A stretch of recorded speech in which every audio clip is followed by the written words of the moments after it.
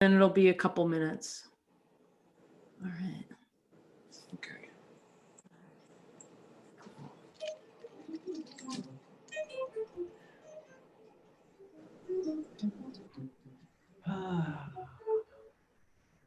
How are you, Laney? I'm good. Yeah? Are you surviving? Pretty good. Pretty Yeah. good. Have you been in New York the whole time? No, we went to Denmark. We actually did a tour. I don't even dare say that. We did 8 concerts in Denmark. So distance, you won't have audience. And we went a quarantine. We just finished 14 days of practicing at home. Like that's something new. I mean, how did you tour? How did that work? It was great. Well, Denmark has the pandemic better under control, except for the mix. You know. So we went on tour. We're in front of live people. It's the groove. Unheard of. Yeah, I know. Oh, it's incredible. It felt really weird. But, you know, people were so grateful to hear live music. It was like so emotional. They were truly flipping out because they've been locked out. And, you know, it gets dark early over there. No, that's right. And they're so happy that we came and played. But everybody had masks. There was sanitizers, hand sanitizers everywhere. And our crew kept getting tested. You know, it's free in Denmark. They do the quick test. You just go in and then you get a text. That's what we're going to have to do here so that we can play live again. Wow. That's amazing. Well, assuming we get our president. Yeah. Lainey, I just want to highlight one phrase you just said, except for the minks. I just read about that today, and that'll be another panel we'll have to do. Yeah. But I hope that's resolved.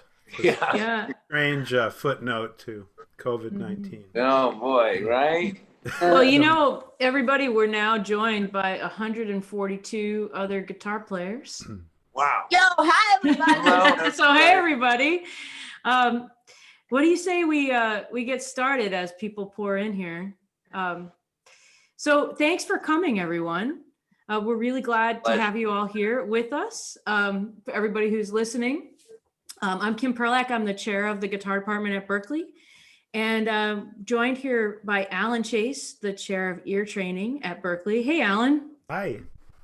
Thanks for being here. And so Alan and I had this idea for a long time to talk about the real connections between guitar playing and ear training and how essential both things are in performance. And so we picked our 4 favorite guitar players who all happen to be New Yorkers in some way and are all Berklee guitarists in their way. And they all also should be on everybody's listening list. So hopefully they are not strangers to you and you're listening. And if they are, then right after this, your first assignment is to go get all of their records. So we have Cheryl Bailey, assistant chair of guitar currently, former professor of guitar at Berklee and a student at Berklee. Cheryl, hey, how you doing? I'm doing great, and I'm really excited about this session. All the stuff we're gonna get into today. Yeah, we've got Wayne Krantz, who also former faculty, Berklee Guitar Department, and alum, and frequent guest. Hey, Wayne. Hey, how you doing, Kim? Hi, everybody. Good to see you. Hey, and we've got Lainey Stern, alum and frequent guest, our visiting artist in residence from a year ago or 2 years ago. It's hard to remember now. Hey, Lainey. Nice.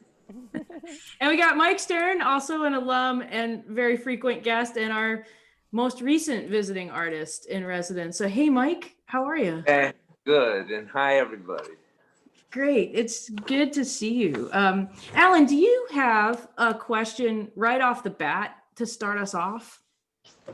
Yeah, I would love to ask you, each of you, to say a little bit about when you first started to realize that you needed to connect your inner hearing or your musical imagination of sound with the guitar rather than just approaching it as a physical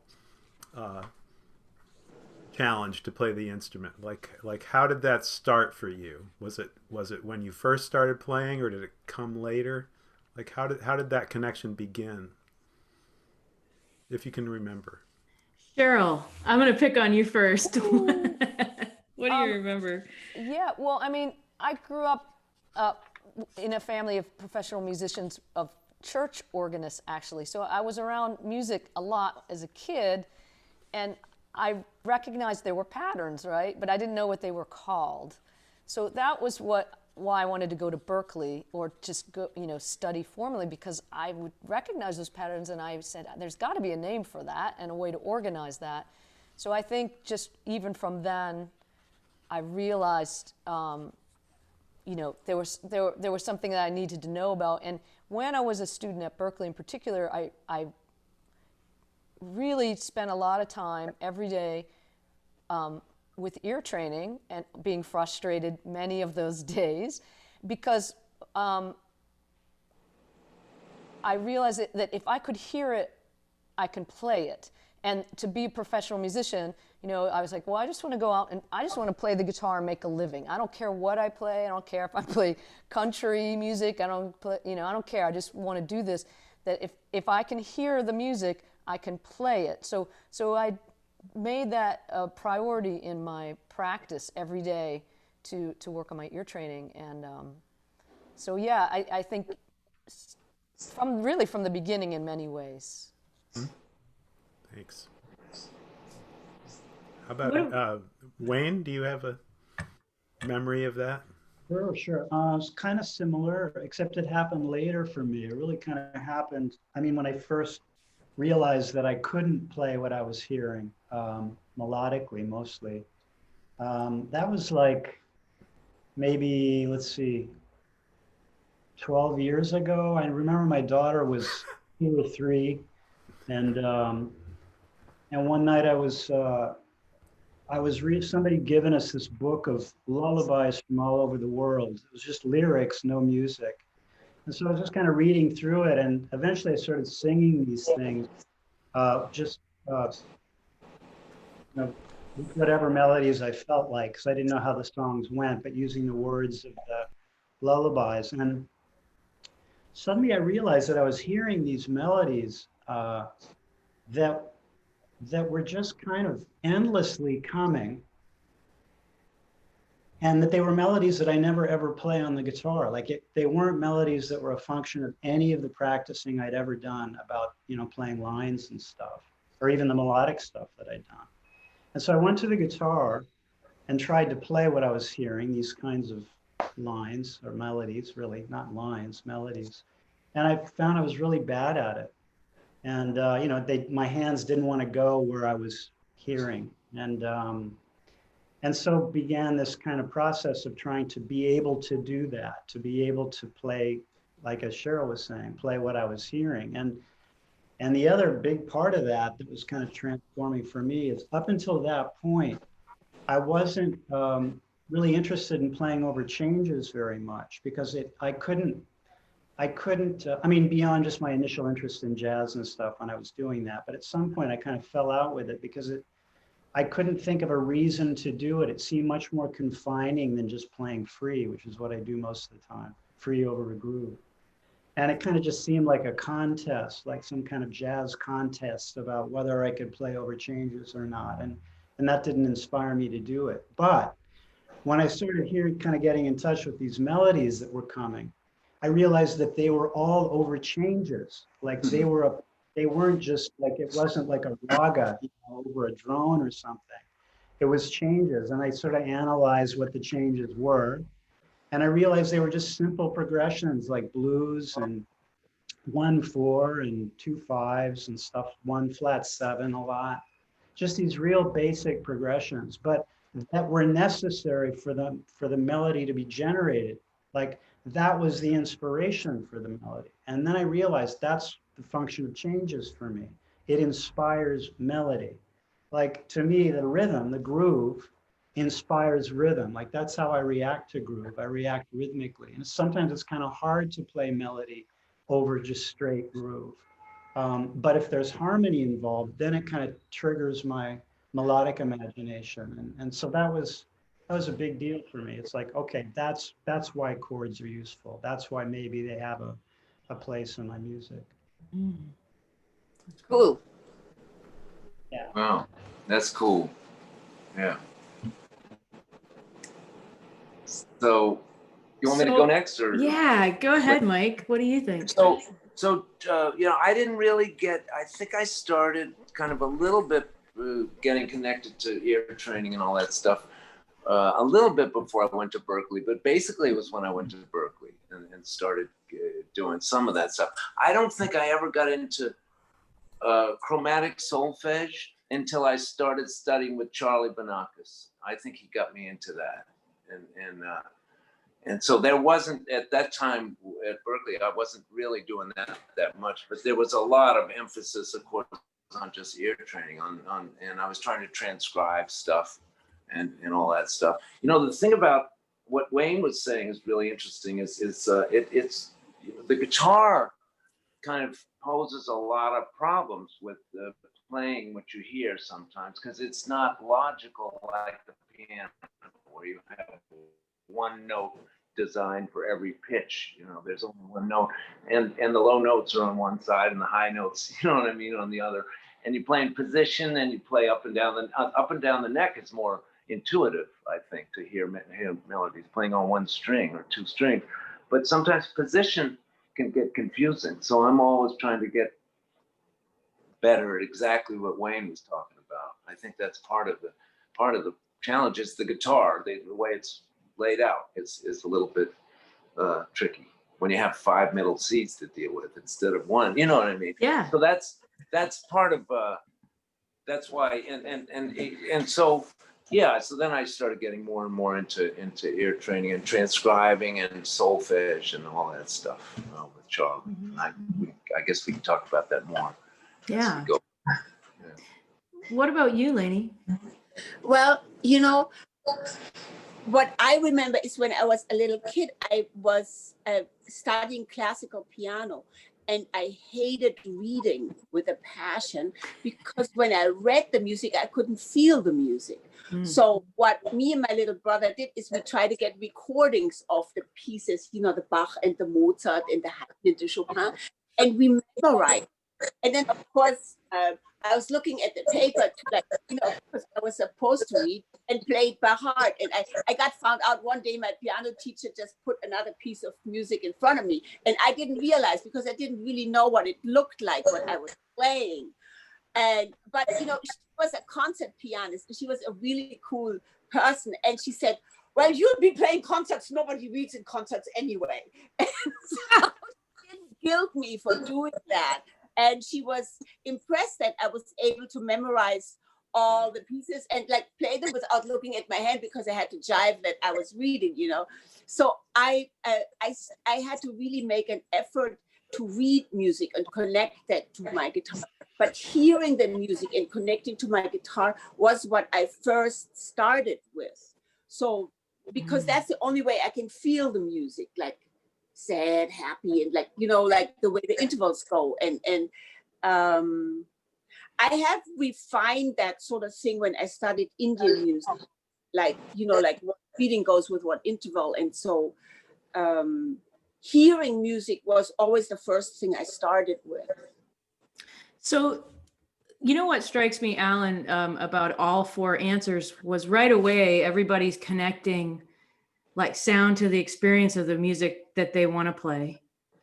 And then also directly to the instrument, the guitar, and then in Lainey's case, also the piano. And I think this is a question that comes up all the time that resonated with me from my student experience and with a lot of students. Is there are 2 things I think in ear training that are very challenging when you're young in the learning of it. And one is just feeling super insecure about your ears if you've never studied ear training, and just having this fear of it. I'm going to get through this class without getting killed, and then I'm going to go to the instrument where I feel comfortable. And then number 2, just trying to find a really practical connection between your guitar practice and developing your ear. And so many stories, I think, are, people kind of get through this difficult period, and then all of a sudden, like Wayne was saying, oh, there was this moment, and I can tell you what it was, when my ear and my instrument connected more in the way I approach it. And so I know we're going to be talking about a lot of these stages, but I think it would be helpful to hear from each of you now how do you do this now in your practicing and your playing right now? What are the connections that you make between your instrument and your ear that you think would have been helpful to you when you were a student and would be helpful to some of our students now? Like, what comes up for you when? Sometimes for me anyway, just a quick answer is sometimes I'm playing a line or some kind of trying to or a melody and trying to, and so sometimes I try not to do it. I try to put the guitar aside and or maybe I'll play through a little bit on the guitar, and then I'll try to do that just without the guitar, kind of visualize myself and sing it roughly, sing a line and try to visualize where I would play that on the guitar. So you visualize the without position? the guitar. And yeah, the position or one position or maybe another one, and because there's so many. That's the weird thing about the guitar is that it really does make it a kind of a unique challenge. But that's sometimes, and you can learn stuff faster sometimes that way. You just go really slow, and instead of just playing something real fast or that you can do kind of physically, really kind of remember it and try to see where you would play it, and then go to the guitar and do that. I think the one time Dave Liebman, great saxophone player, told me that Lenny Tristano, Lenny Tristano was teaching him, and he said what he'd have him do is transcribe something, come in with the transcription, sing it first. I mean, I'm sure it was rough. It wasn't exactly like what the saxophone Sonny Rollins was playing or whatever, but he would sing the solo first before he let him play it. So that was the kind of idea, same kind of thing. So, and I guess the only extra thing is when I'm trying to do that, it's not a whole solo. It's just maybe a couple lines or something. I'm really trying, or a scale or something you're learning, I'm trying to visualize it at the same time singing it, how I would play it on the guitar, And maybe I've already played it once, to find kind of the finger, but then I'll kind of put the guitar aside and try to practice it, try to really learn it that way, and then go back to the guitar. Lainey, what about you? What comes up for you with that topic? Well, for me, the most important thing for that is always you were addressing this like, wow, where am I feeling? It's so amorphous because what I hear, like, how do I organize myself? For me, was always to create a context, to find out what key am I in? Like, is it minor? Is it major? Is it a blues? Is it a world music thing? So that narrows down sort of, it gives me a frame of reference for what I'm doing. And then, the choices become smaller and smaller. It's kind of like a guessing game. It's gotta be that, if it's in C, like, it's probably those notes. And then of course comes the part where the time is, where it falls, because that adds to the importance or the value of the note. When I was little, I used to call it, that's how it feels. Like, wow, is it exciting or is it boring or like, forget about it? That's how I got it. And concretely, to tune my ears, I learned that from the Indians when I studied Indian music, because I was like a terrible fan of Shakti when John McLaughlin, when that band came out. I was like, this is it. I have to learn what the hell is going on. All of this bending and like embellishment. So I studied that, and they have a way of practicing that I adopted that was really helpful, which is, if you want me to, I can show you what I do still to but it basically, you nail the intervals in your brain. So no doubt about what a second, what a minor third, what a major third is, what a tritone is. And they do that by fixing the do. It's not a movable do like is more practical for us, but before you move your do around, you just organize your mind and your soul so that there is no doubt about do, mi is like a major third, and there's no, in You know, it like rings an alarm. So when you hear that in the transcription, you know, oh, this is what it's gotta be. It's just really memorizing the color of the intervals. And you know, when I went to Berkeley, there was one teacher that gave us like a song for every interval. And it was like kind of like silly, but like minor six are still like black off as it's still that interval. It like just like got stuck in my head. So I think there is nothing wrong with these little helpy things. Yeah. And you know. Yeah, I remember that. Black Orpheus, right? They would say Yeah, that's that. Yeah. I don't know who that teacher was that gave like an example. He had a song for, he was a real goofball. He had like a song for every interval and said like, here's what it is. It is easy. And Yeah, it was I like very that. helpful. I remember that there was like spoonful, spoonful, spoonful. You know, it was like a minor third. No, I That's like all. that. I like it because it's like your curiosity and your interest in learning it like trumps like or supersedes, better word to use. Don't use that word. I know, I'm so sorry. I feel so bad that I used it, but I meant That's all right. It's okay. academic. Yeah. Well, we're taking it back, Mike. We're taking it back. Nobody Yeah. never played cards again. I know, it's so true, but like all of the curiosity and the interest and you're wanting to nail down those intervals starts to get ahead of your fear of not being able to do it.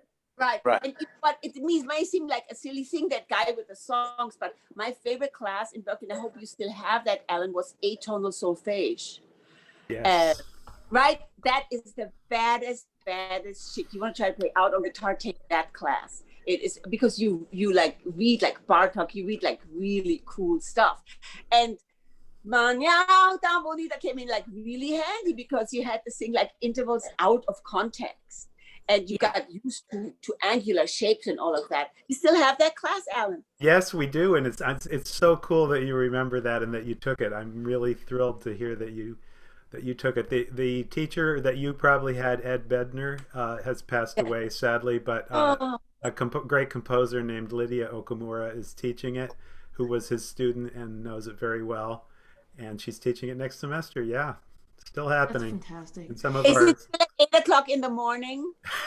it varies what time it is. You have to be Because it was so committed. early that only students were Luis Quintero and me that showed up at 8 completely sleepy. Yeah. That's we great. have a microtonal class too. Microtonal ear training and composition. Oh, shoot, really? That's Wow. amazing. In the guitar department now, David Tronzo and I are team teaching spontaneous composition and modern writing ensembles, which are like the playing version of that. Yeah. They're meant to be an accompaniment, a guitar class that accompanies atonal ear training. Oh, I want to come back. It's fun. I mean, you're right about context. Like when you take the intervals out of context and you hear their color outside of a diatonic context. We just had a class yesterday that just blew everybody's mind, So what about you, Wayne? Like, how do you relate this stuff to the guitar? How do you? I was just listening to you. You're saying that the fear of not being able to do it is an issue for some people. I mean, something that I think that sounds like it's like performance anxiety related, like having to do it in front of a classroom full of other people with varying degrees of skill with it. I mean, it seems like a lot of good homework could be done just hanging with the guitar and playing rubato, which is what I do a lot when I'm practicing just playing by ear. I take time out of it. In fact, playing groove, improvising with groove as an ear player is really like a next step, to me anyway. Like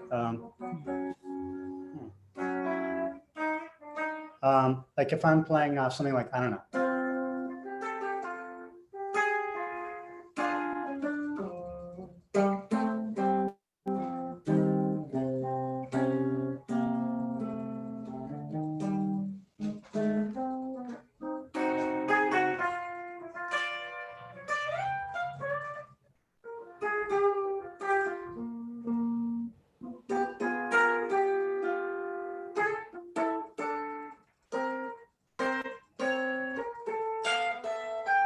Like I'm just feeling my way around.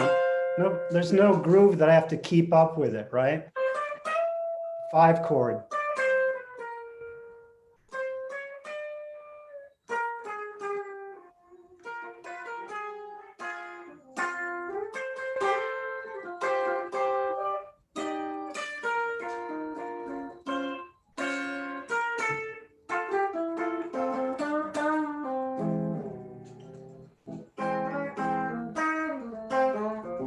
You know, like slowly working through a blues. Are Like you I'm just- hearing? Are you hearing the? You're in F, right? I don't know. cheated. I have no idea what key I'm in, and I'm Really? not thinking about chords You're not. at all. Oh, I'm just, yeah. I But know you're how, not. this is kind of relating to what we were talking about before. We all know what blues sounds like. That's one of the benefits from growing up on the planet, is that we actually know how blues goes in terms of like the progression. Even if we can't play it, we know how it goes.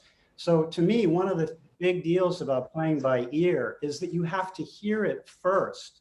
It's not like practicing in position and altered scale, where as long as you know where to put your hands, you don't really have to hear the thing. And you can practice it mechanically and get proficient at it and figure out how to plug it into stuff and all that. But if you're talking about generating stuff by ear like that, where you're not concerned with what key it is, you're not analyzing like what the chords are, you don't know from subdominants or any of that stuff. You're just kind of hearing the progression and looking for the intervals that give you that sound that you hear. You have to know it real well. And so like when I'm practicing, this is a little bit off the subject of the fear thing. I mean, I was just saying, if you're afraid to do it in class, playing super rubato, super slow at home, I find super useful for this. Well, you can just kind of sit and kind of think of the note you want, and then take 20 minutes before you put your hand down to kind of work out what the interval would be to give you that note, you know. That, to me, that would be like a way to get over the fear. But you don't have perfect. I mean, you have to find. I mean, you have to at least hit something to know where you are. That's all I like. All I do is I play a note. I play a note on the guitar, and then that note is some function of the one. You know. Yeah, exactly. And then you just relate everything else to that, so you know where it is. Yeah, yeah. Some people, it's bass player, like Tom Kennedy, has perfect pitch and hits every chord, every all the lines, everything. It's just like he can hear all of it. Yeah, he's got really developed. I was playing with Gwilym Simcock once, the piano player, and I had my ring modulator, you know, so I turned the ring on and just strummed a chord with the ring on. So it was like whatever that is, 12 unrelated pitches, and he immediately played 10 of them back to me on the piano. I hate that. Oh my God! It was amazing, you know. And he has this duo with a bass player who also has perfect pitch. So I haven't heard it. I'm kind of afraid to hear it. But, that's a whole other animal. That stuff, for sure. But you know, I just very quickly about the shyness of I mean, some of it you just gotta. I still experience it all the time. You know, like sometimes when I'm playing, or sometimes when I'm doing ear training in front of somebody else, or singing, or you just gotta try to get over it somehow. You know, and talk to other people that have it, or talk to other teachers, and they'll try to. You guys would always say, you know, you gotta try to push past it, and don't be afraid to try it and mess up. You know what I mean? And that's the only way you get better. But it's something I have to fight all the time. You know, it's part of the learning process. You know, Yeah. Especially like singing in front of people. You know, if you have to do it in class, and I'm thinking, oh, I'm gonna mess up. You know, and everybody's gonna laugh. Whatever, silently, maybe they'll. You know what I mean? You know, or sometimes just playing wise. You know, when I'm playing and I'm thinking, you know, some not particularly great thoughts about how I'm playing at the time. And you have to just keep going, no matter what, you know, whenever that happens. Certainly learning new stuff is always a challenge. You just always never feel like you're ever going to get it, maybe, or it's going to take too long, or somebody else gets this a lot faster. You just keep going and try to do the best you can with it, which is usually you'll get it after a while. That's most Yeah, and cases. there's a lot of people. I think there's a lot what's of really people- helpful in like, oh, sorry, go ahead, man. No, I was just going to say there's a lot of people that you can go to for inspiration for that. You know, like Right. when they were in school, might have, you know, would have not been heard from, who then, you know, after school were heard from, or whatever, however you want to put that. There's so many examples of that. You know. Right. True. Yeah. I just wanted to address the issue of being nervous about something. What I felt that I really learned from the Indian teachers is that if you have a routine, how you start your day, it really grounds you and it adds to you being perfect. And they also have this thing where they have this other identity that's not themselves. You know, it's a sort of old-fashioned thing. They identify as the student of somebody.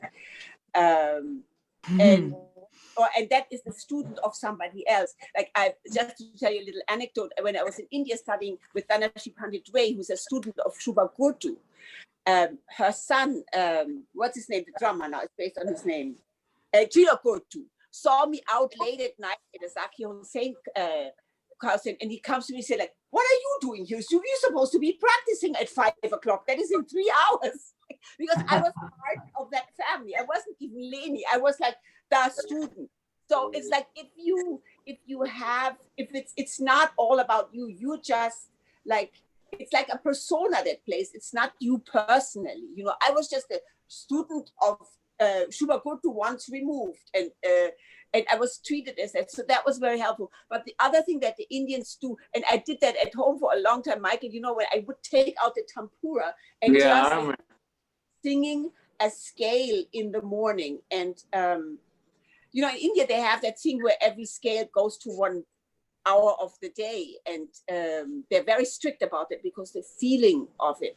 But I, you know, as a example, I would, for example, take a Lydian scale, which is very helpful because you learn to sing a tritone and you get familiar with that sound. It's not just a major scale or straight up minor scale, but it has a little dissonance in it.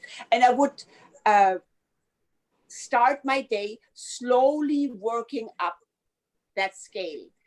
And it takes about like 20 minutes to get from do to do. And you work yourself through it. It's kind of like a stoned little exercise. We're probably not supposed to say that. Where you just go like do, re, do, ti, re, do, re, mi, re, ti, do, mi, fa, re, ti, do, la, sol, do. And you just reduce yourself just to those intervals. And then you like play the same thing on guitar. And you start on the same note every day. Now in Indian music, they give you your sab, which goes according to you. But since we're guitar players, I took E. Do, ti, re, do. So after you do that for 15 minutes every day, like re is like glued into your brain. And it's almost like, sometimes I feel when I run around, you can almost be like perfect pitch because you just focus on the frequency of that interval and how it resonates in your body, how the guitar resonates against your body when you play that note. You know, if E is too low, you can do it with A. Some girls like to use A as their do, and it's like, you know, it's another open string we got. Do, ti, re, do, fi, sol, la, sol, do. And they become like, after you do that for like, do it for a week, try what happens. You'll see how it like goes into your unconscious. Like, you know, these guys have been doing this for 4,000 years since they were court musicians at the court of Akbar. And in those 4,000 years, they figured out a thing or two. I love that. Very, very helpful. When you call me, I start remembering, oh, I haven't been doing What? Well, Wayne. 5,000. Yeah, wait till that out. Yeah, I love that. I have a question. Can I ask a question? Yeah. Yeah. I've never done this kind of mass Zoom incarceration, so forgive me. I don't You're know. doing the- great. Incarceration. The function of the using solfege, like the point of that is just to put a name, because I never do. So is the point of that to just put a name on the pitch so that you can talk about the pitch and know what pitch it is that you're talking about, right? If that's what it's for, I think. Yes? Yeah, it's just a So- name, yeah, relative name to the tonality, so you can talk about it and remember it. But it's just a tool. It doesn't matter. There's several. There's the Indian solfege, and movable do and fixed do, and different systems. Yeah. So why don't people just use notes? Is that what you're gonna say, or just But what I, right? what I, the thing I use is functions. Like that's how I think about it. I think Like about what? what's the function in the key, like flat 3, 3, 7, flat 7. I mean, I So don't. you'll sing that like I don't sing that. I don't sing too much. I don't when I'm doing this. I'm you not sing very well. Thank You you, don't Mike. sing your ass off. so much. And let me ask you, you don't sing the like because that's a big part of where's the C? Like what Lainey was doing, or Yeah. I'll go.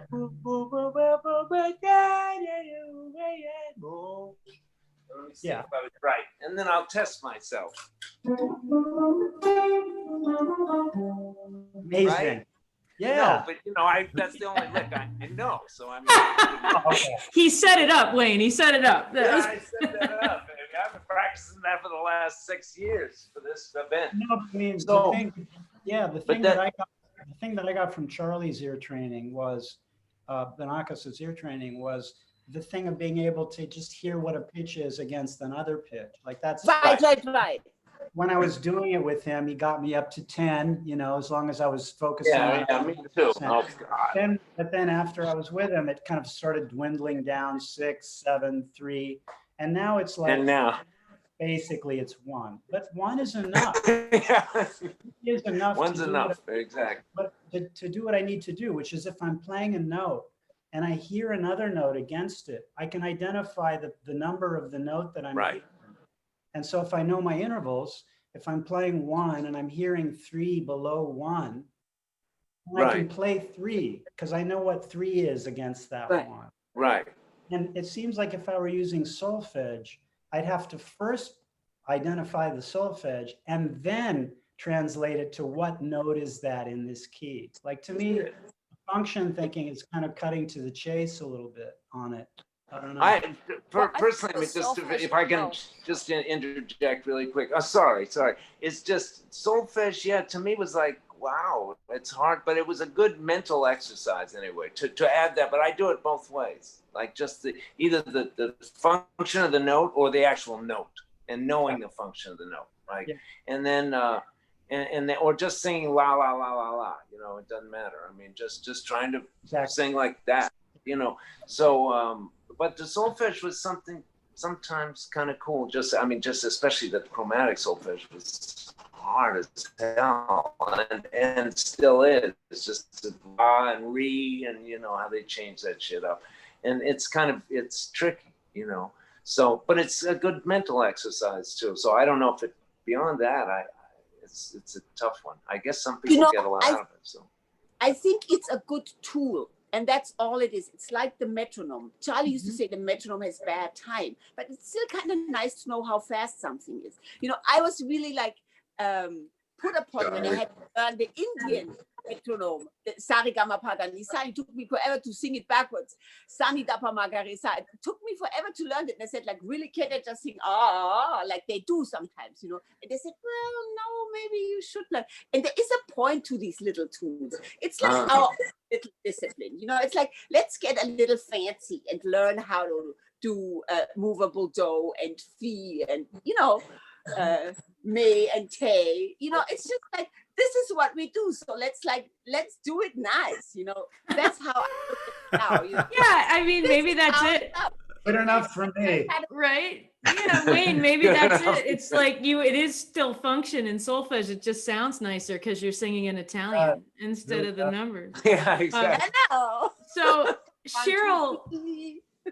know what comes up for you when you hear this stuff, like about these tools and about relating it to the guitar.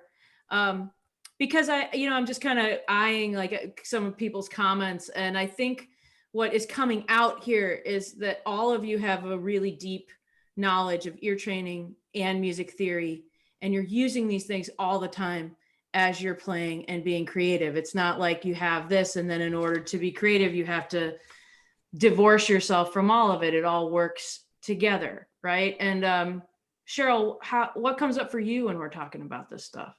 Well, yeah, there's a lot of things. I mean, the selfish thing, I think also, yeah, it's just a discipline. And I actually, I know Mike and Lainey, and I'm sure Wayne, we had a little connection to the Collective School of Music in New York. And I was teaching an ear training class there, and I had to go back. I mean, I did solfege at Berkeley, and I went back and taught this class, and I was stumbling over the solfege because it just, so I ended up singing la la la la la, and but Yeah. but I think it's just sort of that thing where you get everybody on the same page with it. But if you call it by the intervals, I mean, I relate to it more as the intervals. But that said, I think a lot of the issues, that come up with our students is they don't see how any of that relates to their guitar. They go to the ear training class, and then they think, oh, I left that class, and then they go pick up their guitar. And, so I think that's that thing of getting, in some way to sing, if you have a student, you go, say, I'm going to try sing, but, say you have this note, and you, so if they're going to go do their scale, so they're going to do whatever, major scale, let's keep it simple. And so I might pick this note and say, okay, this note is going to be, which is A, is going to be so. Or, if they feel comfortable with solfege, or just even the numbers is fine too. But then, okay, sing so this obviously would be a D major scale. Sol, la, ti, do, right? Uh-huh. So, and then, okay, then we say, so sing it and then play it. You could, figure out how you're going to play it. Or then this note's going to be ti, do, re, mi. You know what I mean? Or so that they actually see some way that they apply that to the guitar. But I think all these things that are interesting is we're all talking about singing and using our voice, which is we don't have to think about, I don't know how to play that on the guitar. You just sing it naturally. And I think kind of to connect back to some other things that came up, I actually believe we all have a melody. We all have these melodies inside us. That's why we want to play music, right? And we want to get them out. So I think all these can be tools to get us more in touch with that, in terms of also thinking about the confidence that you have. Is like, we all have that strong voice singing inside of us. So whatever we can do to really clarify that, and then find these ways to put them on our instrument. So I'm more of I don't have perfect anything. So Say that.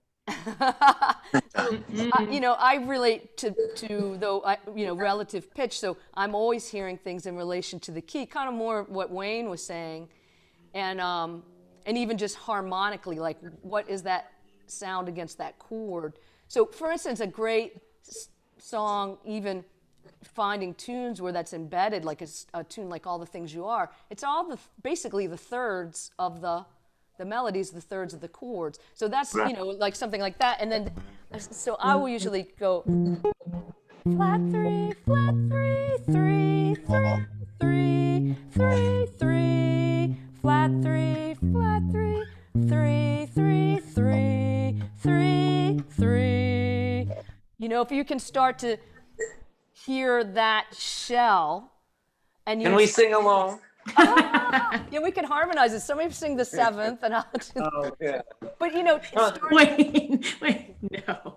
starting with something like that, and then if you do it on that, like that's a great tune to learn that, or take that on a blues, or take that on any tune. It gives you a good sense of starting to hear those intervals of harmony. But again, we're singing, so then maybe as we get to know our instrument better, because everybody's at different levels of how they know their instrument.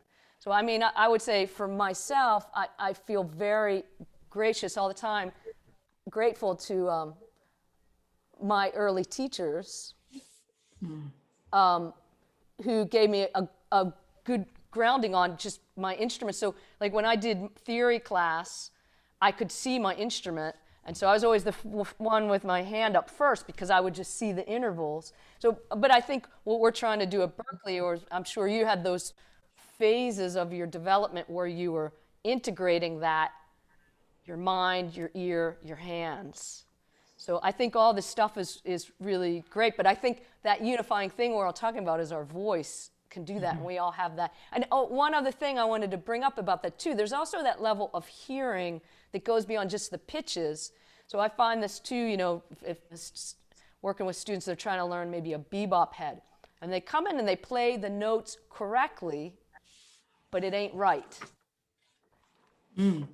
Articulation, right? So they're hearing the notes, but they're not really hearing how they're played. So that's sort of, I think they're also, so I'd love to hear you guys talk about that, like those deeper levels of hearing beyond the pitch, because music is more than just pitches, right? Yeah, you guys are all like singing my song now as a classical musician about tone and timbre and the way you play everything, like the shape of your notes, all that stuff. How is that ear training for each of you? Like, how do you learn to listen to the way you sound? Like Cheryl just mentioned. Like, Mike, what do you do for that? Different, different things. I mean, I think, I guess I don't think,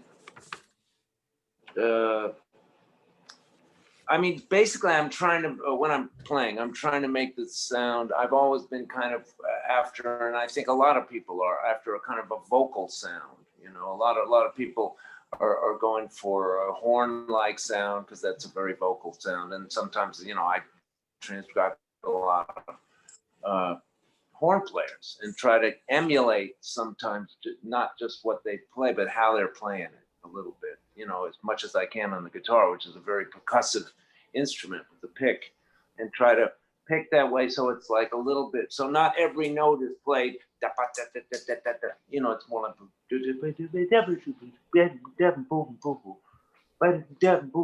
you know what I mean? There's ghost notes, there's like the way we talk, where still some syllables are accented more than others. We don't talk like this, how are you? And, you know, everything is not the same. So Speak for yourself. yeah, I try to do it that in that. Yes.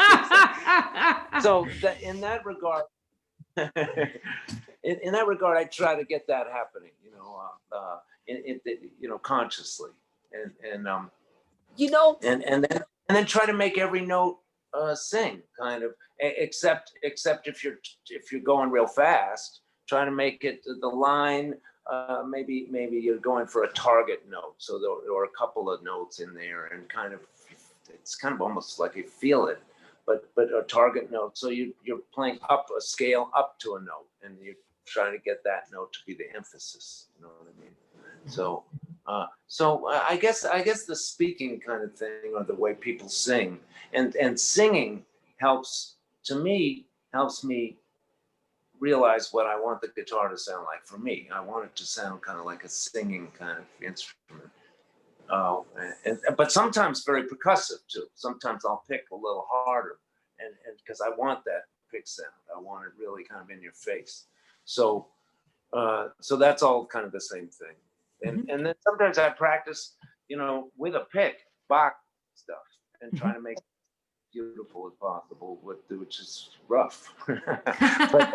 but it's you know, especially with a pick, it's really hard. But it kind of forces me to kind of get everything out of each note in that way, like a classical player. Yeah, I relate to that. I mean, in the classes I teach now with David, we call it the 7 parameters of sound, like talking about dynamics and timbre and envelope and duration and register and velocity. And just thinking about how you produce that sound and getting your ear in tune with your hands so that there's a communication there, right?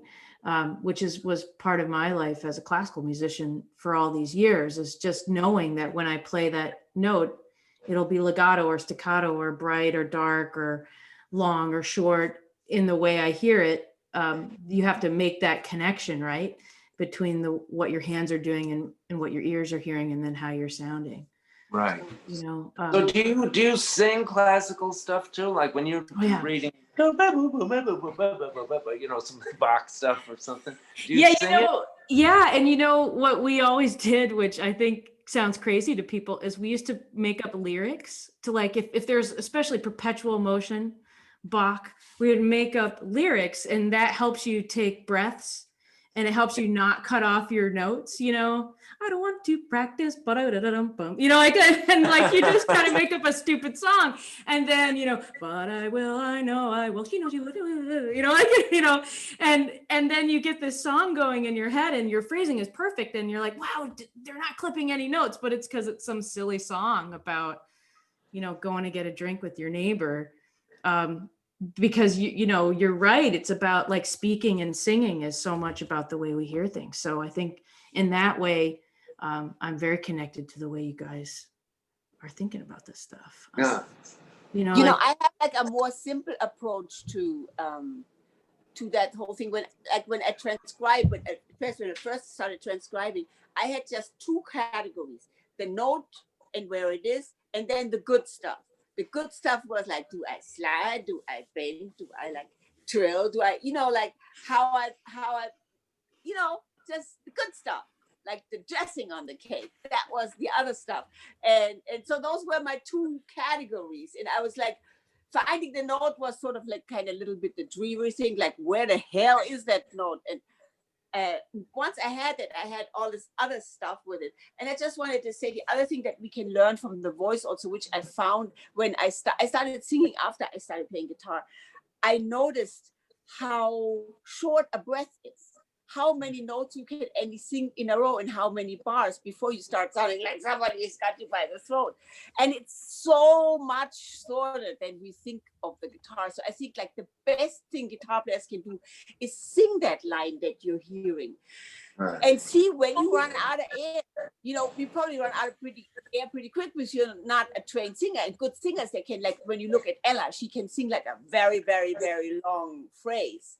I just saw this thing on YouTube where she sings rhythm changes and wastes that sax player with Count Basie, and she gets like through the whole bridge without taking a breath, you know, fast. But, you know, it's just such a lesson into how do you economize with your hands? You know, the audience breathes, and if you want to catch them, you gotta lock into that, and not like bury them in a cascade of notes, which is kind of fun to do also, you know, but the other thing is what gets it. Yeah, definitely. Wayne, what about you? How do you train your ear to work on your tone and your phrasing and that kind of stuff? I think it's like these steps that get taken like so fast that you can't really tell the time between them. But maybe like the first thing is to have an idea of what I'm going to play. I mean, if you want to call it that, I have some intention in the moment. And then it's about placing it right in the grid or against the grid, either in the grid or relating to the grid. So that's a rhythmic thing. And then the last part of it is just saying it in a way that has power, you know, it's saying it in a way that that has all of as much essence as I can put into it in terms of how expressive it is and how, whatever the articulation is, that it's appropriate for the idea.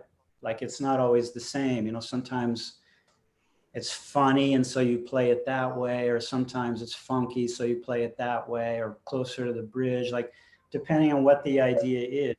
That's like the delivery system. That's the part that actually people hear. That's what the audience gets. And you know, kind of relating to, I guess it was Cheryl that was saying, one of the problems with a music that has a lot of notes in it, like jazz, is people, I think especially students maybe, I don't know, although probably everybody, as Mike alluded to too, you know, if you're playing fast, you can't get in there and tweak every note. There's not time. There's not time to sufficiently express each note as anything other than just a component to some bigger thing. And I think that's one of the reasons why blues is kind of thought of as being kind of more expressive, is because there are a lot fewer notes and there's more time for each note to be more like the great singers that sang that music. And, you know, you just want to get all of the excitement and power into everything all the time. And as Cheryl said, if you just play the notes at whatever speed, none of that's there. And I maintain that that's what audiences, like, they don't really care what the notes are. The audience doesn't really care or know what the notes are, whether they're right or wrong. All they really care about, I think, I mean, with exceptions, obviously, but generally what they care about is just how whatever it is getting said, with whatever power, with whatever, you know, whatever words you want to put onto that, soulfulness or meaning or intention or intensity or whatever. And like that whole thing of phrasing is about how you say it, you know.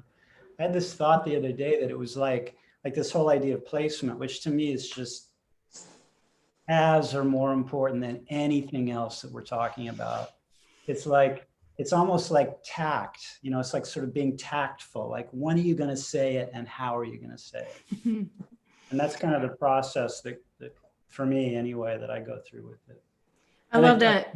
As a practicer too, like, it's not something I save for the gig or anything. Like, anytime I practice, I try to put myself in there 100%, because I don't do it anymore. I used to record every note that I ever practiced and listen to it and judge it. And if you don't put 100% of yourself into what you're practicing, it sounds awful. And so I kind of got into the habit, I think, of just, there is no time when this is not important, you know. I love that, Wayne. It reminds me, I had a teacher who used to say that you have to learn to be yourself on purpose. And I thought that was so deep, and I wrote it down. And for like 20 years, I looked for that quote. I thought it was like, you know, like some great literature. And it turned out it was Paul Newman says it about Tom Cruise in the Martin Scorsese movie, The Color of Money. Hey, take it, you can get it. You basically, which is a really great film, right? About this thing. He's like, yeah, he's a genius. He just needs to learn how to be himself on purpose, you know? And it's like, that's also one of those things that has like 63 different meanings depending on. Yeah, of course. It does. Absolutely. Yeah, you can think about that. That's probably why I thought about it for 25 years, right? Yeah, right. Alan, I wanted to kick it back to you, kind of inspired about something Lainey said about, she's talking about like putting herself in this lineage when she was practicing, you know, like referencing the Indian musicians where you're a student of someone and you're a student of someone. And I think that's already come up here because everybody was talking about Charlie Banakis and talking about their history in your department. And I'm wondering if you have a question for everyone, and also maybe some insight about like how things are in the ear training department, like what your basic philosophy is and how that sort of manifested in Charlie's teaching and what you're doing today in the department there.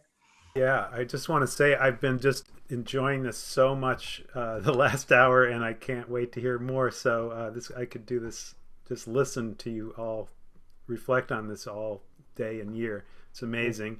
And by the way, it is being recorded, and I believe we're going to share the recording. Some people have asked if they have to leave about that, right? Is that true? I think that's true. We'll be allowed to have the recording. So, yeah, that's right. Wayne says like you can't have it if you go. Like you have to endure. If we're here in Zoom, you gotta no. No, we have a YouTube page. We're very, you guys, you can't believe it. We're so sophisticated now in the guitar department. We have an official YouTube page. So right. Impressive. So so this first of all, just mentioning about this idea of lineage and influential teachers. We mentioned Ed Bednar, who was a great teacher of atonal solfege and also classical piano at Berklee for many decades, and who Lenny mentioned. And people have mentioned Charlie Banakis. If people don't know who he was, Banacos, and you can look him up. He was a very influential teacher. He did not teach at Berklee, but he taught so many of our faculty who teach ear training today, and 3 of the guitarists on our panel were students of his at some point. And he did teach a little bit through NEC. Some people had him there, but mostly at his house. Half-hour lessons every week, waiting list, famous guy. I would love to hear people talk about what they got from him. I mean, there are probably 8 people at Berklee Ear Training Department now who studied with him that I work with all the time. And also another big influence on the Berklee Ear Training Department is Rand Blake at New England Conservatory. A lot of people got their master's degrees there and studied with him.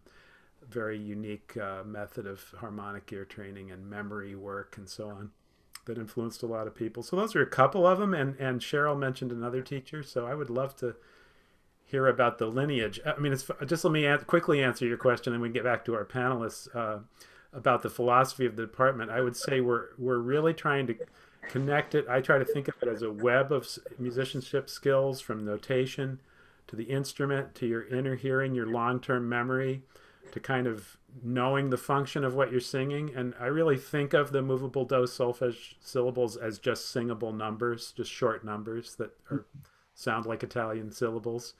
You know, so do is 1, like sa is in, and if you want to call it 1, Wayne, just call it 1. It doesn't matter. There's no big advantage to renaming it. You know, all these systems have their pluses and minuses, and I liked Lenny's description of it as a fancy way to do it too. It isn't that hard to learn, but we're trying to use, you know, real music, apply it to the instrument, and just connect all these things: the hearing, the instrument, the singing, the recognition, the notation, and be fluent. You know, so you can make the music you want to make. That's, I mean, so that you can express who you are and relate to who other people are, understand them, have a dialogue with them that isn't just a bunch of pre-programmed little bytes, you know, like Lego blocks that only come in certain sizes. Like, you want to have expressive, meaningful, original impulses that are in the moment, that are, whether you're a composer or a player or an interpreter. Anyway, that's the philosophy as best I can say it off the cuff. But I'd love to hear more about this idea of lineage of teaching and inspiring teachers. Whether you remember their names or not doesn't really matter, but from anybody. I just want to jump in quickly and say, like, you know, after I learned Indian solfege and Italian solfege, I had to learn the language of rhythm in India and in Africa. And, you know, we've spent an hour and we haven't talked about rhythm. And we have Wayne Quincy, who is the rhythm boss, who turned me on to African music, where I learned how to pay attention to time by taking me to a concert and having me check it out. And I just wanted to bring something that has come to my attention in transcribing, which is the duration of the notes. When you listen to Wayne playing, you always know that he pays particular attention to how long a note is. And I don't think we pay enough attention to that. We're just like, yo, I got the pitch and I know how to bend it, but where is it and how long does it last? That is the secret of pulse. And I was wondering if, Wayne, you wanted to talk a little bit about that. You just say, yeah, and then I play a groove. Let's go into that. Yeah, I played, then I play a groove, because there's more to it than just that. It's cool. It's a cool idea. I mean, I never thought about it too much until once I was, I played in Donald Fagen's band for a while, and I overheard a conversation, who was kind of one of maybe the people that have, like, I don't know, maybe one of the 4 or 5 people that I know that have time that is just inspiring in terms of, like, the ability to play on the grid and stuff, from, like, the R&B tradition. And he was talking to the bass player in the band about it, and the bass player they were saying, yeah, it's not when you hit the note, it's when you get off the note that causes the groove to happen. That's where the funk is. And, like, a simple way to describe that would just be to think of, like, if it's 2 and 4 and the snare, as it almost always is, like a bass part that goes doonk, doonk, doonk, doonk, is funkier than a bass part that goes do, do, do, do. In other words, you don't get off for the snare. It's like doom, ba, doom, ba, note stops, snare speaks. It's like, that is to me like the whole idea of what funkiness is that it's not bleeding over. It's everything has its own place. It's like the James Brown lesson, you know? It's like everybody has their own part. It kind of fits together like a little funky James Brown ball, you know, rolling down the hill. And like that's kind of the essence of that to me in terms of bass and drums, is where the bass doesn't step on the snare. And I never thought I had that. I mean, it's interesting to hear that you say I do, you think I do. And in fact, when they had that conversation, I was like, wow, I got to start practicing that or something. And I was happy that the boss said, no, no, you have a good natural sense. But I never really thought about it very much. But it made total sense to me, you know, to hear about it. And I just wanted to say two other quick things. One is, Alan, I love to hear the description of what the department is about. That sounds really comprehensive and wide and kick-ass. I think it sounds like a great thing you're doing. One. And the other thing is this idea of rhythm, like that's this idea of listening, of ear training. You know, when I don't remember so much my ear training at Berkeley. I know I went through it, but I think I was just a scared kid and I didn't really, it didn't sink in particularly in any particular way. It wasn't until I studied with Charlie too that started to kind of become more integrated in me. But just the idea of ear training, you know, that whole idea of listening, like once I made the transition to being kind of going back to being an ear player, which happened like, I don't know, 10 years ago, I sort of turned away from the constant theory-based study and started really trying to get in touch with my ear and figure out the connection between the ear and the guitar and how all that worked, and dealing with things by ear rather than with theory. Once I did that, I realized that without listening, I mean, it's like listening is like the measure of a good musician to me. And it's like, how much are you listening and how good are you at responding to what you're hearing? Like those two things are like at the essence of what makes stuff sound good. It's like, it's really hard to make things sound good consistently if all you're listening to is what's going on inside your own head. Like that's what explained why after 20 years of playing religiously with a metronome, I could still rush on a record day. Like I would hear back the session, I would like, that phrase is rushed. You instantly hear it. I instantly hear that it's rushed. As soon as I hear it, it's super obvious that it's rushed. It's like, why did I do that after just practicing 20 years with a metronome? And I realized that ultimately it's like either I'm terrible, which was a possibility and I considered it, you know, but I was able to overcome that by realizing, no, at that minute, because I had something particularly cute to say or particularly difficult to say or taxing, I stopped listening to the groove and went inside. I went inside to my own internal clock.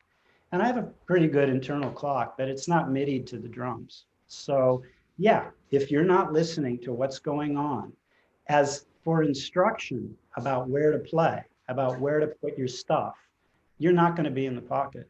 And like, to me, that is like, wow, even time is ear-based.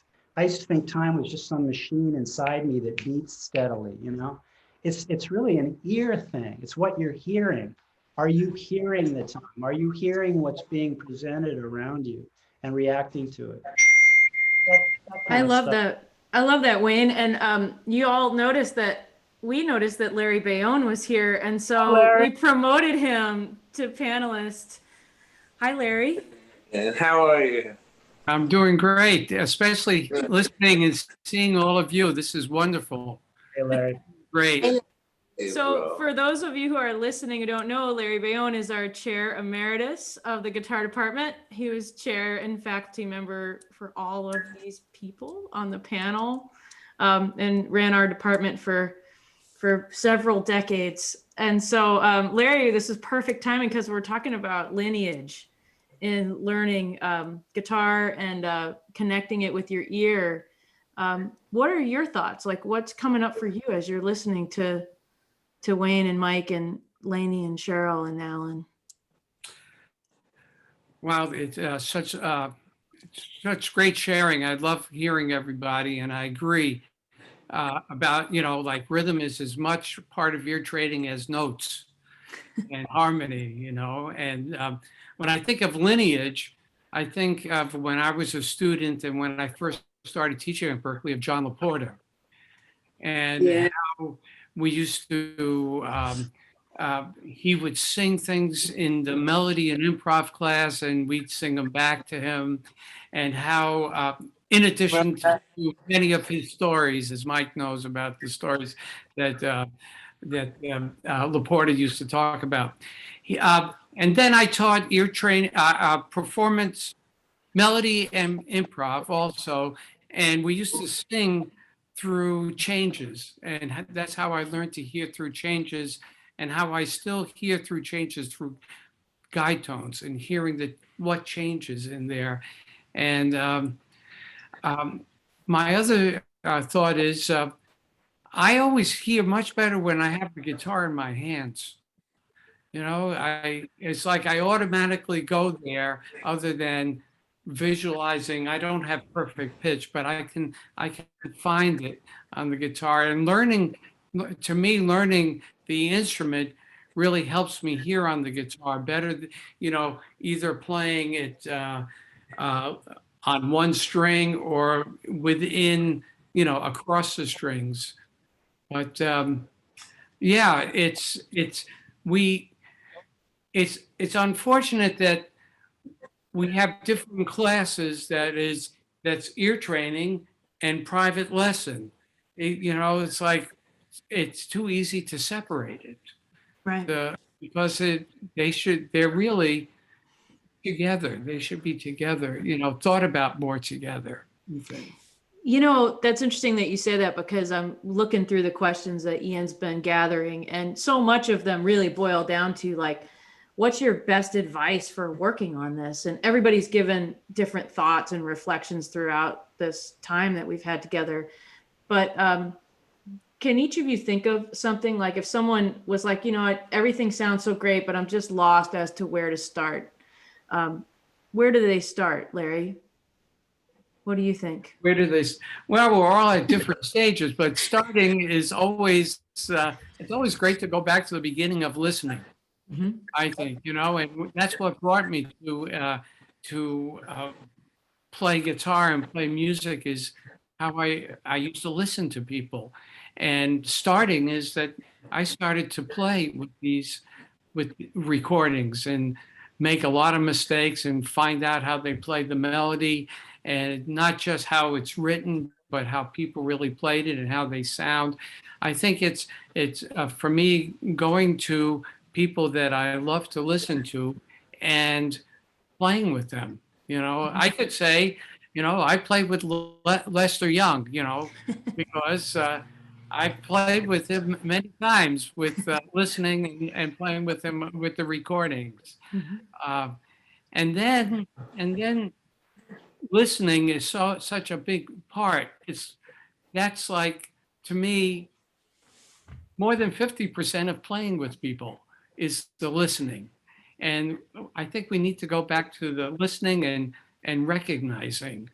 And how do I recognize? I mean, I agree. I still think of notes vertically.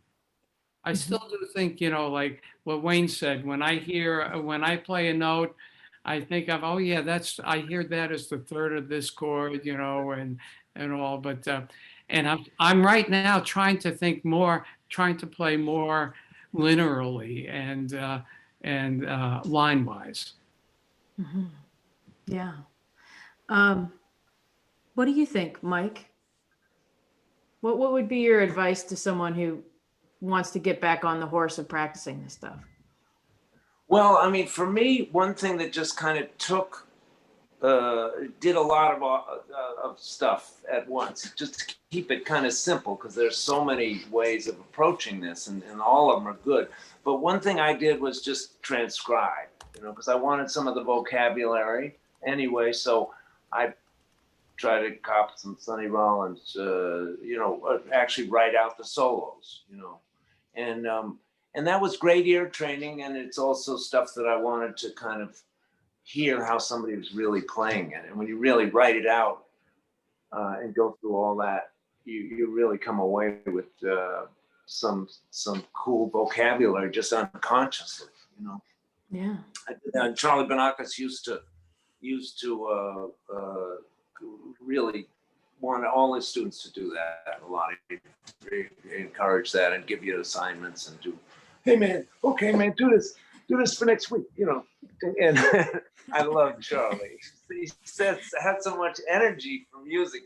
So like John LaPorta, the same thing. John LaPorta would go every morning, do the B flat pentatonic with added blues notes. You know, you get a B flat. I don't know if that was a B flat. No, do he did that, and he's had this little gap in his teeth. You know, do you know? The sun would kind of shine, and he's just talking about a simple scale, but it was beautiful. You know, and so transcribing and then singing to really keep it simple. I would say that's helped me. Like singing what I play.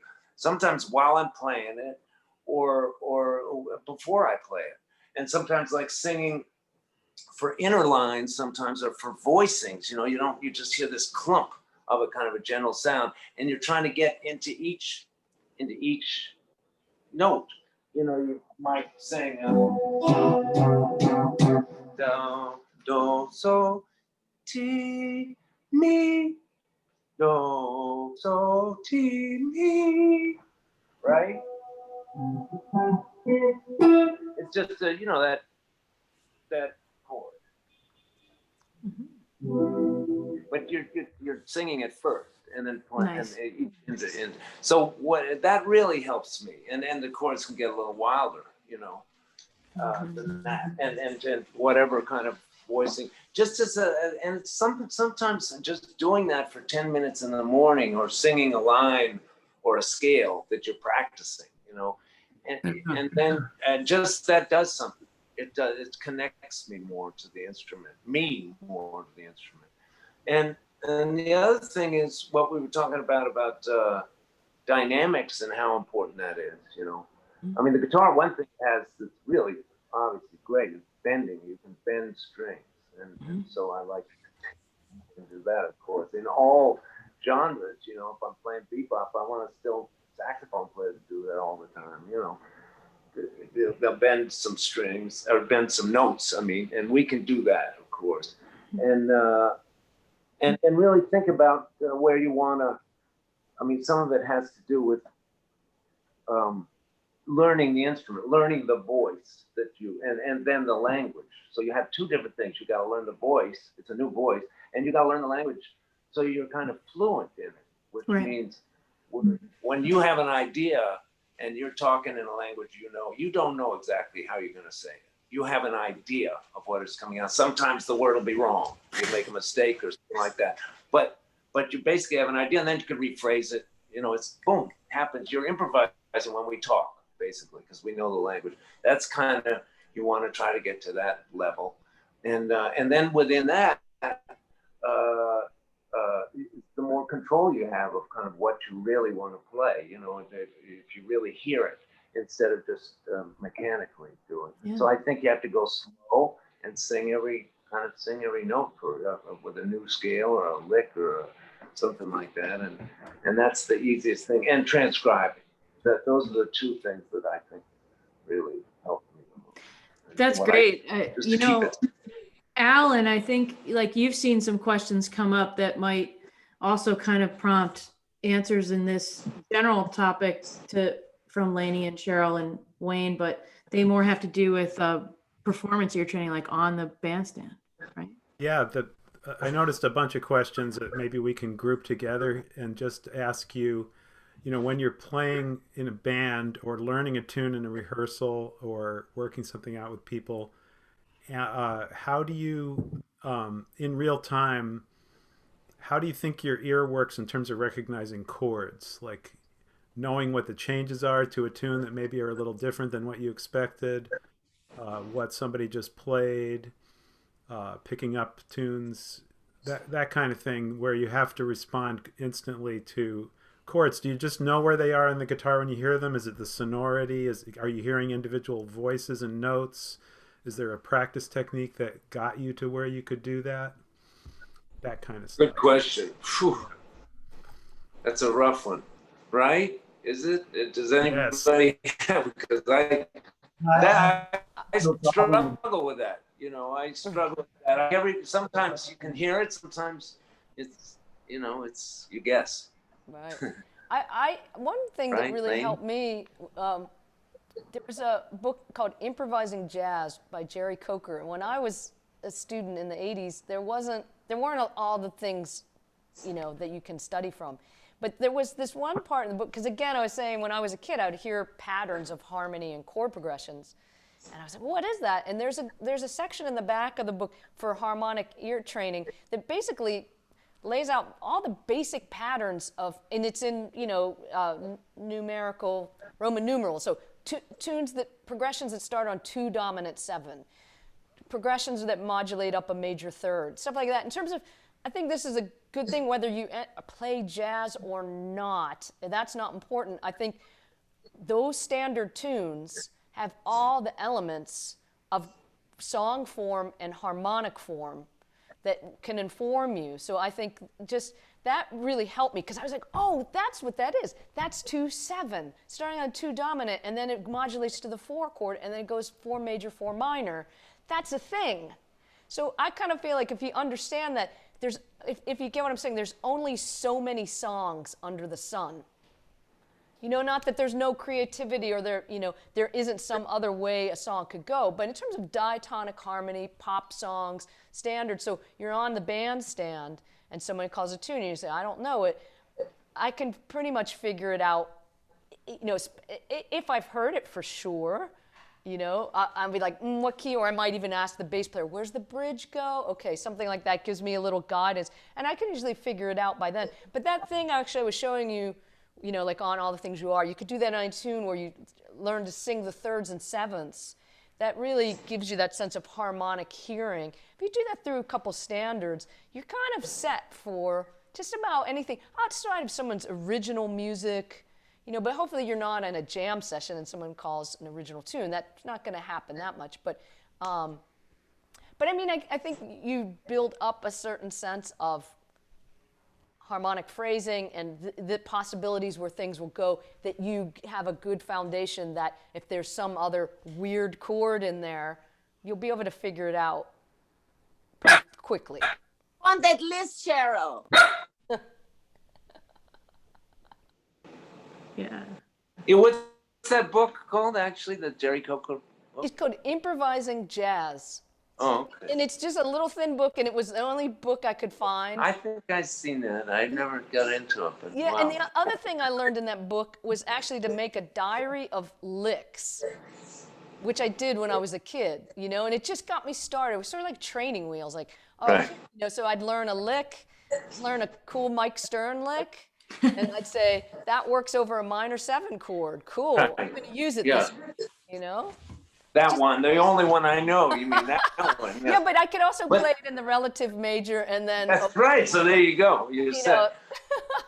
But that's how people learn languages. You know, when you're learning a new language, that it kind of teach you listen nowadays, I guess, to some of those things, and they'll teach you how to order breakfast. You know, repeat after me. You know, start you off like, and after a while you can put the stuff together. It takes a minute, but yeah. So wow, that's cool. That's really cool. That's really cool. Yeah. That's Anyway, really Lainey, Wayne. Yeah. Well, What do you? I just like to ask everybody to do one thing. If you could please like transcribe one blues lick every day and like figure out how to play it in like, let's say 2 keys, like F and B flat or E and A, like, you know, starting on the low string and the middle string. And yeah, and learn how to play it real good. Just one blues lick every day. And I would go to like, you know, like the people that only play the blues, you know, like Miles Davis played the blues half of the time that he played anything. But like, you could take a Miles Davis, but maybe take a B.B. King or like the old, or Albert King, like, or like take a Basiku Kuyatelik from Africa, play the blues on the Ngoni. There is a tune that's like one of the oldest Basiku, one of the oldest African blues songs. It's called Poi. It's the last song the slaves heard before they were parted off. And if you learn like 4 or 5 of those licks, it's like an incredibly treasure if you learn how to do that. So that would be my suggestion. And it'll teach you how to hear real good too, because they play the notes in between the notes. And it's like really important to figure out like how flat that third is and how sharp that sharp 4 is and all of that. So I think that would be a really good thing to start your day with every day. For me, great. please. Yeah, cool. That's great. You know, I'm realizing as we're all here now that Larry's joined us, we almost encompass the whole history of the guitar department, right? Because the guitar department wasn't that old when Larry arrived.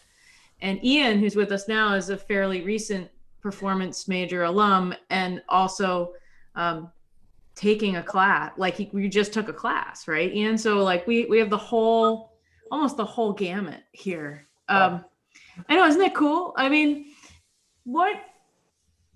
I am interested for kind of selfish reasons because of what Cheryl and Larry and I are doing now at Berklee. Like, what do you all think about, like, from your perspective, Mike and Lainey and Wayne and Cheryl, like, what do you think we should be thinking about in the guitar department? Like, as we're working with Alan to make our curriculum, like, what do you see that young players should know? Rhythm. Mm-hmm. Rhythm. Yeah, that. Like when I went to Berklee, percussion class was an elective in the basement, and it rocked. It was fantastic. And Jim Kelly taught funk guitar, which was great too. I know he just left.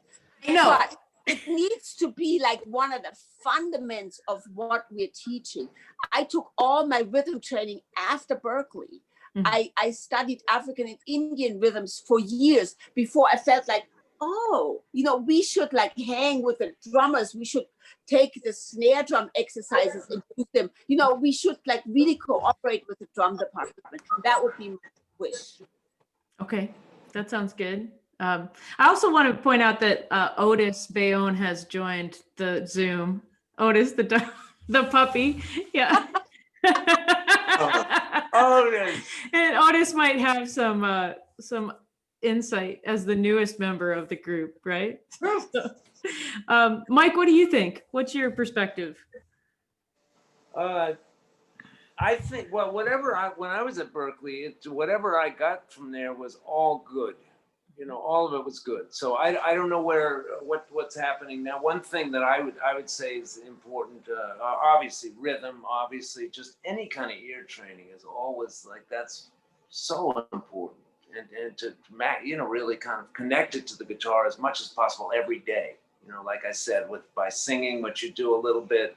You don't have to do it all the time, you know, but try to include that. It's not that hard to kind of hum along with what you're playing or kind of grunt along with what you're playing, you know, and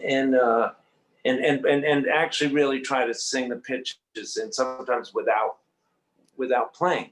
You really sing the scale first or whatever you're learning, or the intervals, you know, fourths or something, you know, and diatonic fourths or fourths in thirds or whatever you're trying to do, whatever, or a new lick, or yeah, something like that. And then with the guitar, I mean, I guess you guys do this now. When I was at Berklee, they weren't.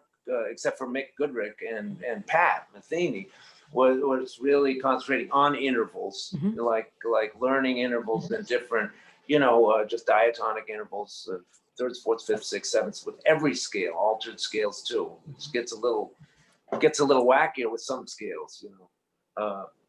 Symmetrical diminished doesn't really have, if you do diatonic thirds, you start on a major third with symmetrical. The next interval is going to be a fourth, actually, in that scale. So it's, you know, thirds and fourths, kind of with that, and then some of the intervals are the same. So it's not always it's a little, but that kind of stuff, all the scales in different intervals is really good. And then mainly learning the neck up and down the neck as well as in position.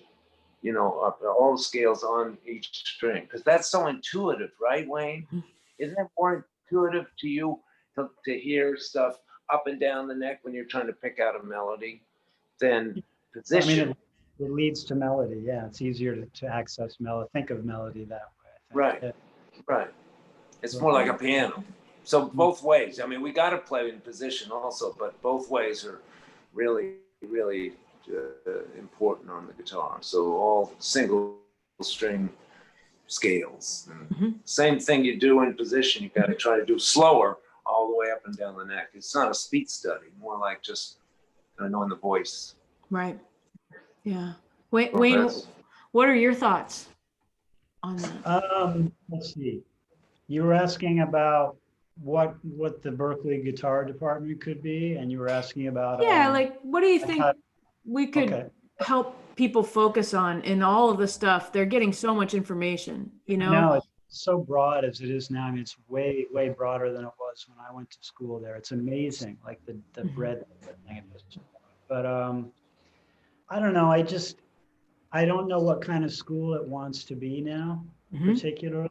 And I suspect maybe the faculty there probably all have different ideas about that too, and as do the people who run the school.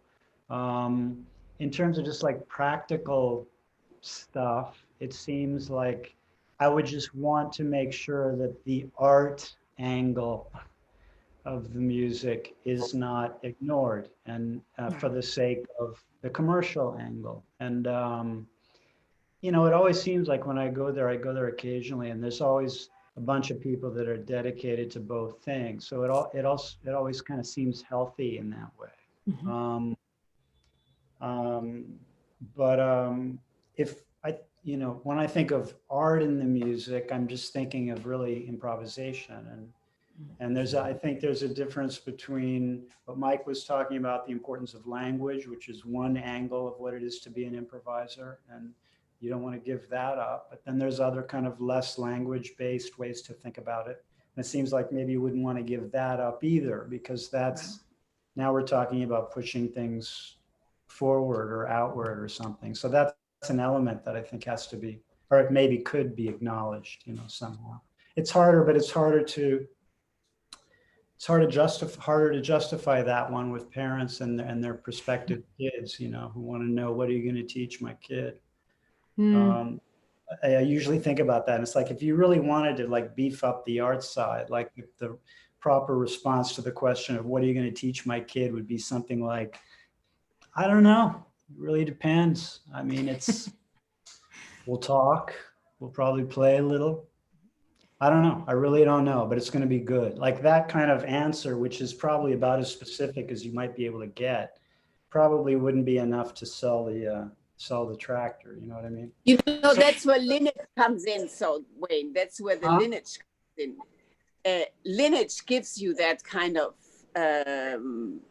authority for the people who want to know if their kids really learn something worthwhile. And if you see yourself in line in a lineage, that carries a lot of weight, I think. Yeah, you have a lineage.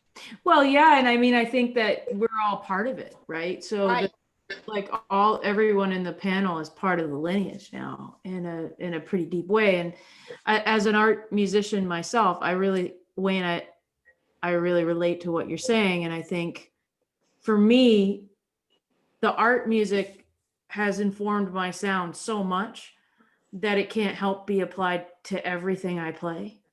And then, there's questions that have come up, like, how do you become your own player, which is something that you also touched on in another answer. And I think the more you're thinking of yourself as an artist and practicing that way, then you do have a distinctive sound. Then if you do, as you're saying, you need to sell the tractor, you're going to play that tune like yourself, right?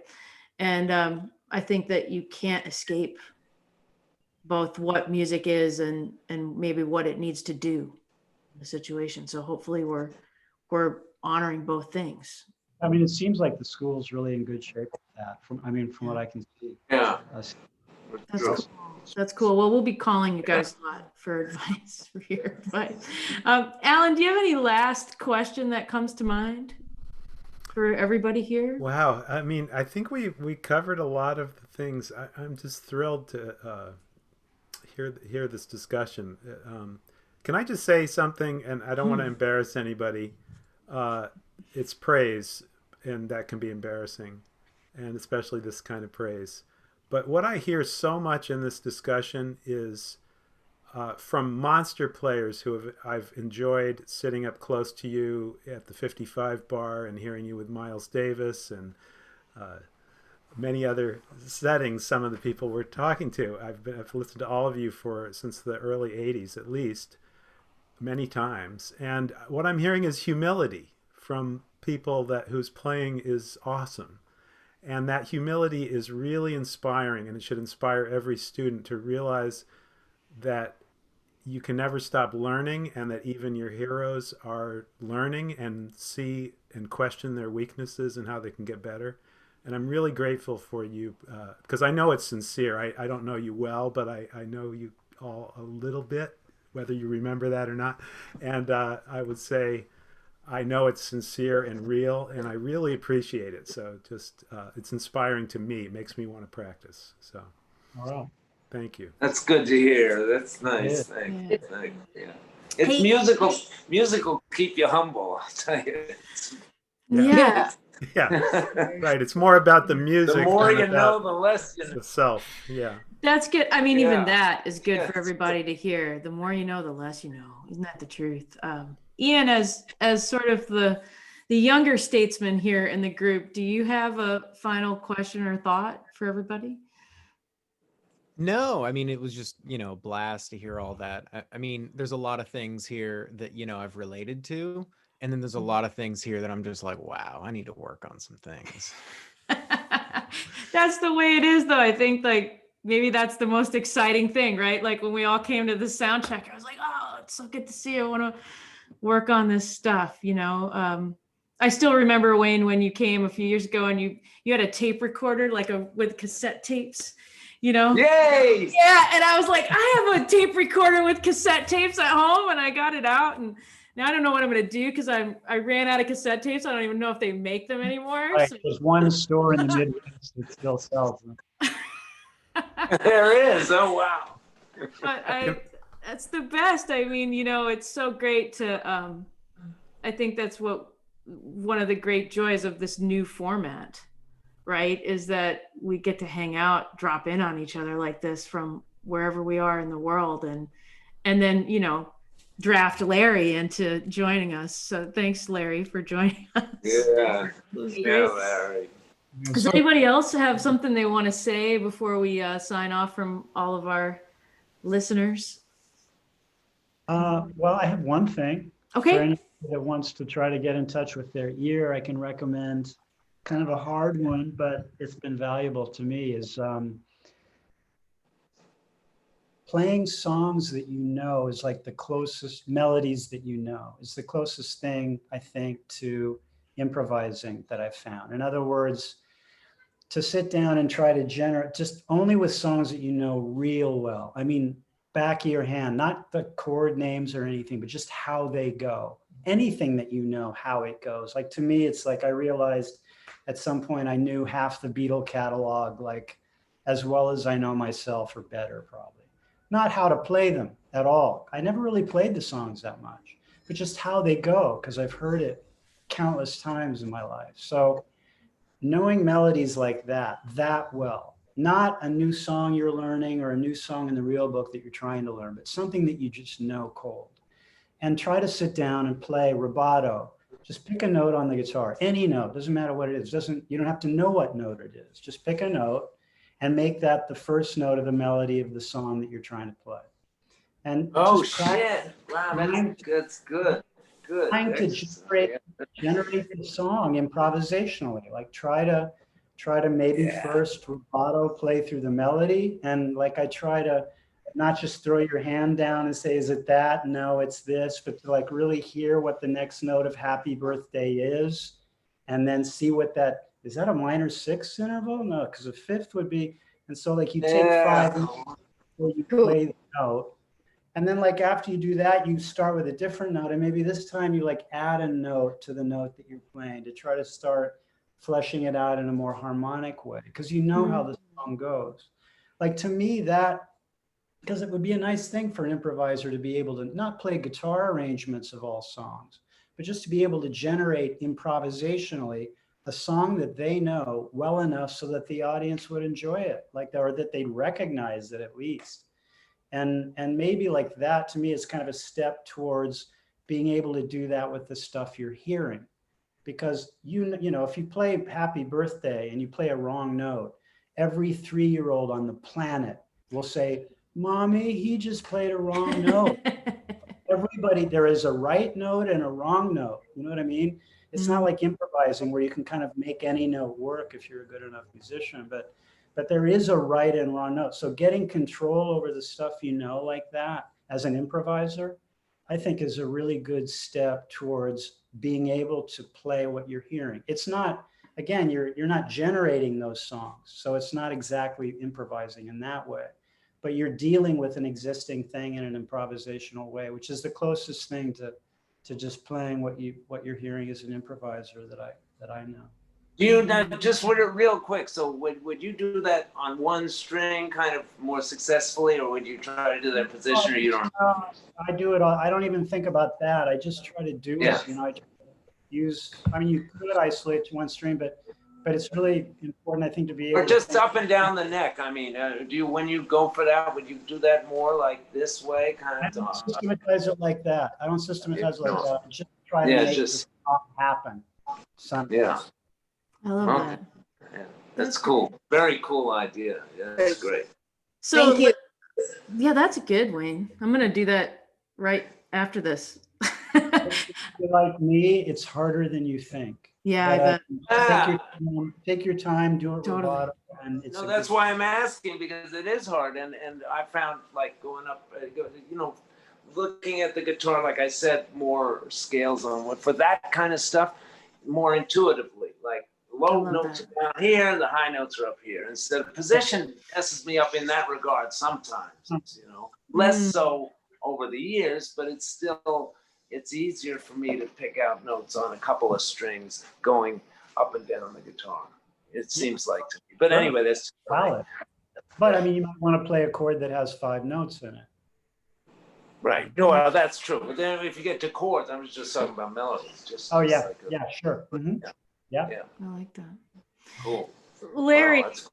I Yeah. want to know from you. You're looking at this group here, and in some way, all of us have learned from you, That's right. right? In our own way, you know. Rhythm changes, Larry. Rhythm changes. I was going to say when working on rhythm changes.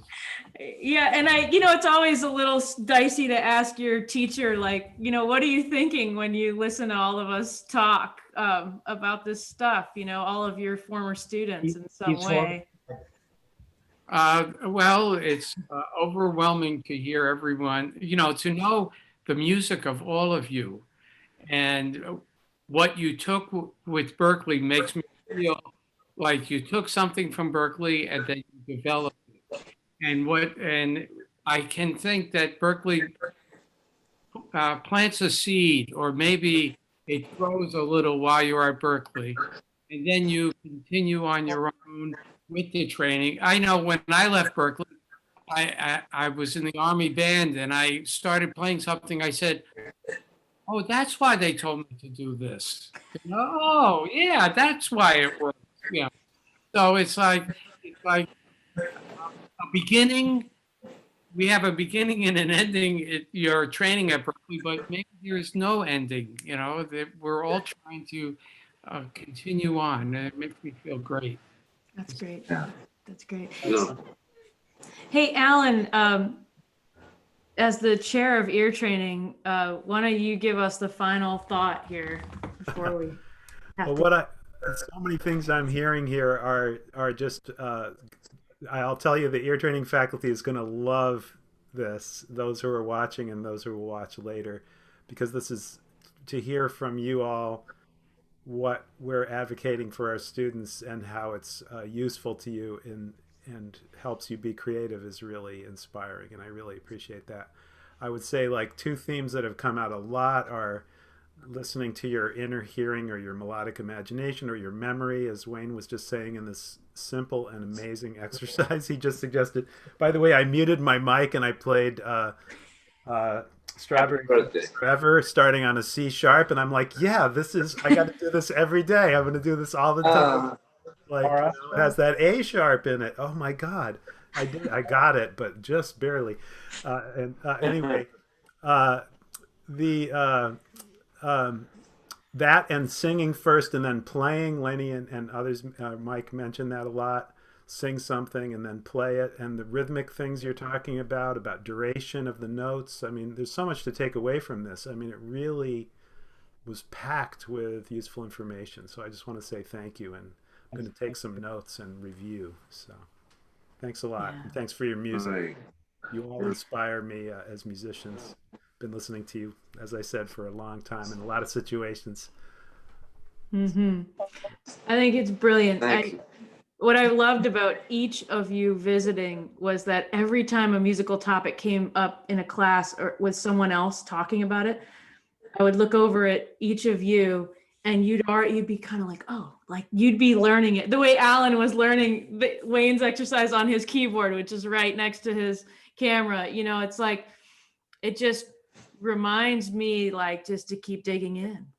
Oh, yeah. Learning things and having fun and being expressive, like being around Cheryl and Larry and Alan and Ian every day, and then having Wayne, Mike, and Lainey visit. I hope you come back as much as humanly possible, because you really inspire us all. It's awesome, man. Thank you. Back at you. We feel very much the same way. Yeah, totally. You guys are amazing. Amazing. Yeah, this is so great. So we're going to sign off formally. Jamie's going to stop the recording, but thank you all for coming, all of you who are listening. We appreciate you so much. We're going to put this on the YouTube channel as soon as it becomes a video. Other people here know how to do that. I'm not that person. So just be patient and we'll post it. Follow us on Instagram, on Facebook, and Twitter, and YouTube. And then we're going to have a podcast. Perhaps this will be a podcast. You never know. Called Guitar Department Coffee Talk. So we have a big virtual campus now. We've made it so that you all can stay with us. You can't come hang out in room 400 right now, but you can come hang out virtually. And so, you know, this is so great to have you. Thank you again, Lainey. Thank you, Kim. Thank you, Mike. Great to see everybody. All you guys. Thanks, Alan. Thank you all. Thank you all. All right. Much love to all you guys. Yeah.